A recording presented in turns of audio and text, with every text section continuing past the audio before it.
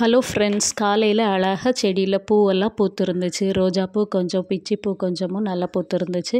பூவெல்லாம் பறிச்சுட்டு அழகாக கெட்டியும் வச்சுட்டேன். இன்றைக்கி மார்னிங் குக்கிங் இல்லை, ஏன்னா பிள்ளைங்க நான் பிரேக்ஃபாஸ்ட்டுக்கு என்ன பண்ணுறனோ அதையே நாங்கள் லஞ்சுக்கு எடுத்துகிட்டு போயிடுறோம் அப்படின்னு சொல்லிட்டாங்க. அதனால நம்ம லஞ்ச் கொஞ்சம் லேட்டாக ப்ரிப்பேர் பண்ணலான்னு சொல்லிவிட்டு மார்னிங் பிரேக்ஃபாஸ்ட்டுக்கு இட்லி, சாம்பார், சட்னி தான் ரெடி பண்ணேன். சட்னி அரைக்கிறதுக்கு தேங்காய் துருவ வேண்டியது இருந்துச்சு. தேங்காய் துருவக்கூடிய கிரேட்டரை ஒரு ஸ்டூலில் ஃபிக்ஸ் பண்ணி வச்சு தான் நான் திருவுவேன். அப்போ நம்ம ஒரு சேரில் கொஞ்ச நேரம் உட்காந்து ஜாலியாக தேங்காய் துருவின மாதிரியும் ஆச்சு, நம்ம கொஞ்சம் டைம் ரெஸ்ட் எடுத்த மாதிரியும் ஆச்சு. தேங்காய் சட்னி பண்ணுறதுக்கு தேங்காய் எடுத்துக்கிட்டேன். கூடவே கொஞ்சமாக கருவேப்பிலை, அதுக்கப்புறம் ஒரு பச்சை மிளகாய், கொஞ்சமாக புளி, தேவையான அளவு உப்பு போட்டு லைட்டாக தண்ணி ஊற்றி கிரைண்ட் பண்ணி எடுத்துட்டேன். டேஸ்ட்டான தேங்காய் சட்னி ரெடி ஆகிட்டு, இட்லியும் நல்லா வெந்து வந்துட்டு ரொம்ப சாஃப்டாக இட்லி இருந்துச்சு.